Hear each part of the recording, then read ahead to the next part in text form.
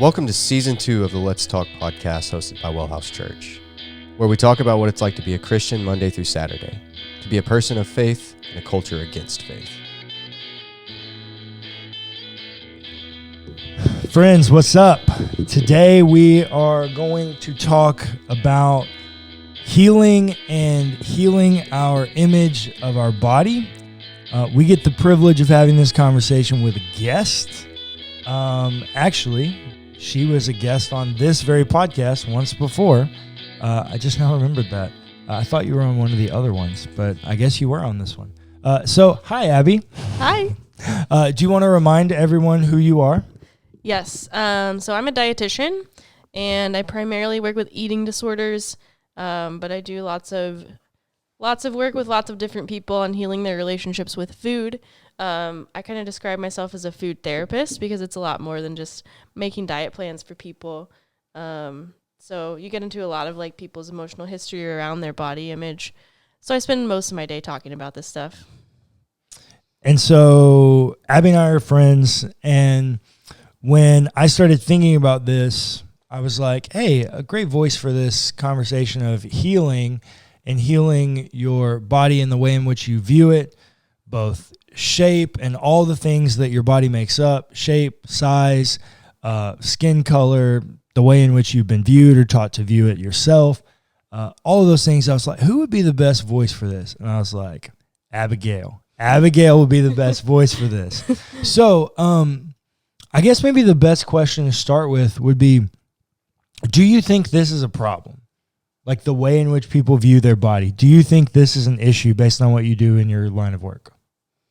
I mean, yeah, for sure. I think it's like the most fundamental relationship is our relationship with ourselves. So I think to some degree we all struggle with that, but there are groups of people that are more likely to struggle with body image issues because of marginalization and oppression. And so I think it's a lot more than just like the body positivity movement and loving yourself. Like, I think that's all nice, but I think we have to talk about a lot of the deeper issues that cause people to not trust their bodies, not like their bodies, and have an ideal for their bodies, which was never really like possible for most people anyways. So it's a huge issue.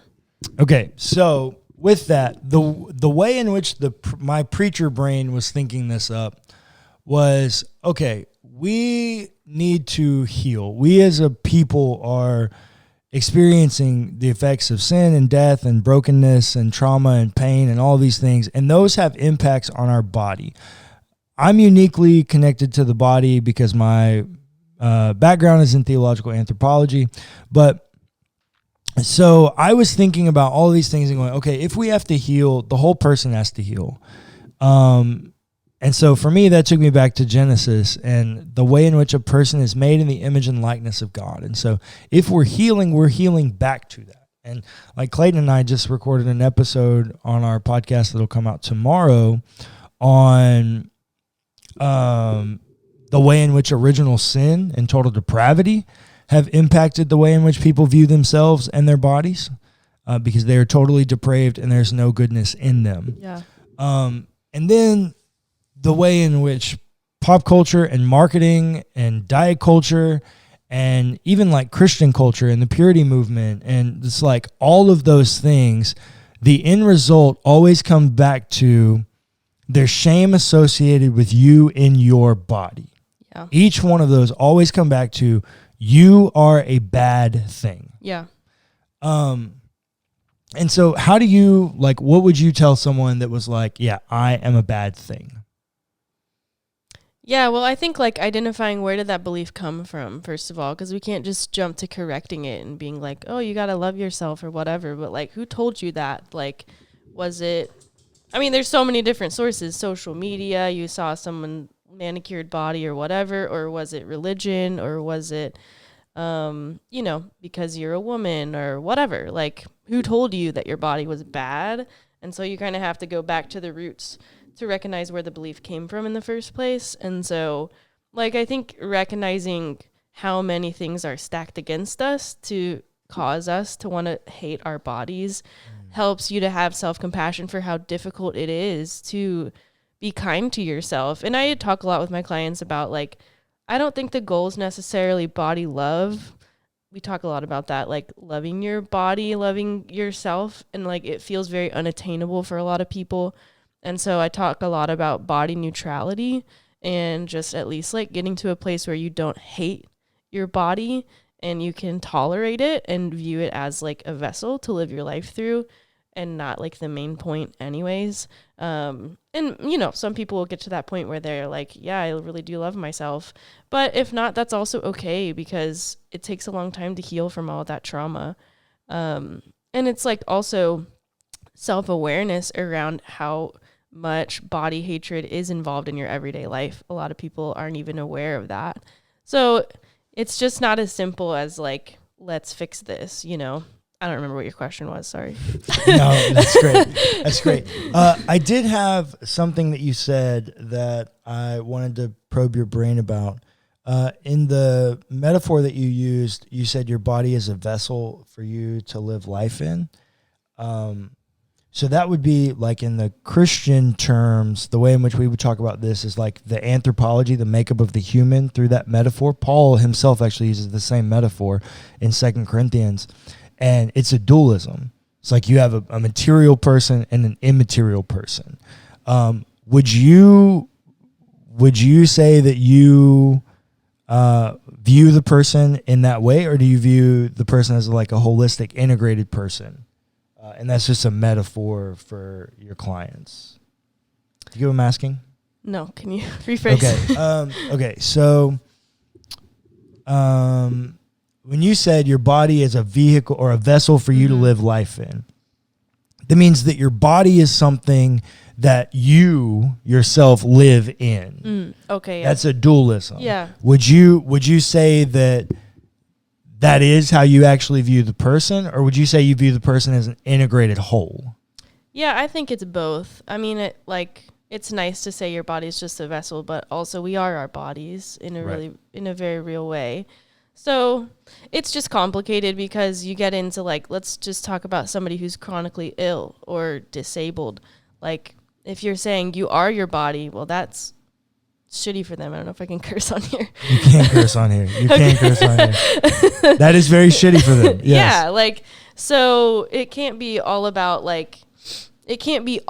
your body, but your body is a part of you. It's just for a lot of people, they feel like their bodies have betrayed them. Like, you know, sexual assault survivors or, you know, people who are disabled, stuff like that. And so it can't just be like, well, let's just be grateful for how amazing all of our bodies are, because some people don't feel that way. Like some people feel like their bodies are not on their team. And so there's just a lot of nuance there. And I think that overarching messages about like, you know, about feeling positively towards your body, I think it's just, it doesn't recognize how complex people's experiences are. So it is a part of you. You're not just like a soul inhabiting a body that doesn't matter at all, but you know, it's not the whole picture either. Yeah, for sure. I think you're exactly right. And I think that's why for me that we need to have a conversation about healing, because that is a very broken experience of someone, right? And this is a much larger conversation. You know, I mentioned the person that's chronically ill and their body has failed them. You know, that's a question of injustice. That's the problem of evil. That's another conversation. But I do think each of the experiences in which you mentioned are proof that we need to have this conversation about healing that connection, that relationship with ourselves. Because if there's one thing that I've learned about through my own therapy and trying to heal from my own traumas that I've experienced in life, I've uniquely used my body as a gateway to not have the effects of those experiences of trauma impact me emotionally. Yeah. And I dare say I'm not unique in that. That's a very common thing. Body trauma is a very common thing.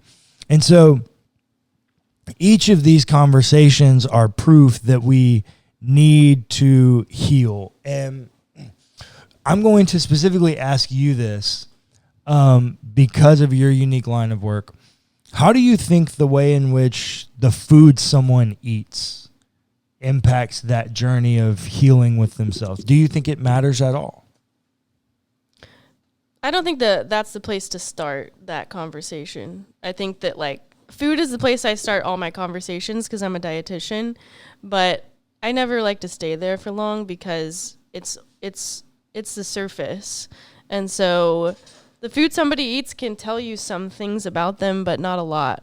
And body image is really the deeper conversation that I end up having after like however many months of working on food stuff.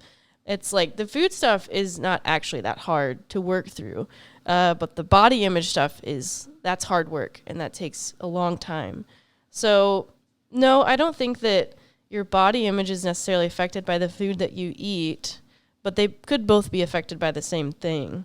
So it's not necessarily cause and effect, but, you know, I think that there is a lot, when we talk about diet culture, for sure, like the way that people eat is often trying to influence the way that their bodies look. And so those things can be connected. They aren't as connected as we'd like to think. I mean, it's not as possible to control the way that your body looks in the way that a lot of people think it is. But, I mean, food and body are intimately connected, but it's just that the food is not nearly as important, in my opinion, even as a dietitian, as a lot of the other deeper emotional issues. Yeah, I hear you. And I think that's a valid clarification. Just because I know you, I know that's a valuable conversation. But I think the question that I was more so trying to ask is, how do you think, because I'm thinking about the person as an integrated person, not necessarily the body disconnected from the human that's trying to heal. And so I think the question that I was trying to ask was, how do you think the way in which the food that someone chooses to eat impacts their relationship and just like their existence as a human in the world? If someone's always eating terrible, frozen, warm it up in the microwave meal versus people eating other types of food that are more enjoyable experiences, is I think the question I was trying to ask. Do you see any correlation there? Yeah. Well, first of all, I don't like to call food good and bad. Oh, that's right. You do always do this. Food is not ethically positive or negative. Beep you on that word terrible. I'm so sorry. I'm so sorry. I meant tasting terrible. I didn't mean. Yeah. So, I mean, it's also a conversation about pleasure, right? Like, we feel like we shouldn't actually deserve to enjoy food because we should be restricting ourselves all the time to lose weight or whatever. But like, actually, cultures that enjoy their food have better health outcomes than America. Like France has like one of the lowest rates of heart disease in the world, and they eat like bread and pasta all the time. This is true. Yeah. So I think that pleasure and satisfaction is really important when it comes to food. And if you have the resources accessible to spend time making food that tastes really good or purchasing food that tastes really good, I think that you have a better chance of having a good relationship with food. But also, and I will always bring this up, not everyone has that access, and it's of no fault of their own that they don't have the knowledge or the time or the resources to make food well. And so I think that at least in the nutrition field, there's a lot of judgment cast on people who eat fast food every day or whatever, but we don't talk about poverty and the reason that people are in that situation in the first place. And so it may be a different conversation depending on if you have somebody who can't afford that food versus somebody who can, but they choose not to because they don't think they deserve to enjoy it. That's just a different conversation. So I do work a lot with people on just letting themselves eat the food they actually like. You should enjoy food. And that's the same thing with letting our bodies experience pleasure. That's something that we've been told by a lot of different sources is a bad thing. So just letting your body exist, and food is supposed to be pleasurable. So I do think that people who can appreciate that maybe have a better chance of just having a good integrated relationship with themselves and their bodies too. Yeah. So I think, I guess my final question is, if you could tell the people that are on this journey with us, having this conversation of healing, and we've kind of broken healing down into this like larger categories of physical, spiritual, and emotional, and all of these, your integrated human healing in each of these. And you're here helping us talk about body image and food and the physical parts of healing the integrated person. And so based on your experience, what's the thing that if somebody listening to this, what's the thing you think they should most hear from you about healing? Like what's the most valuable piece of addition that you think you have to this conversation? The one-liner takeaway.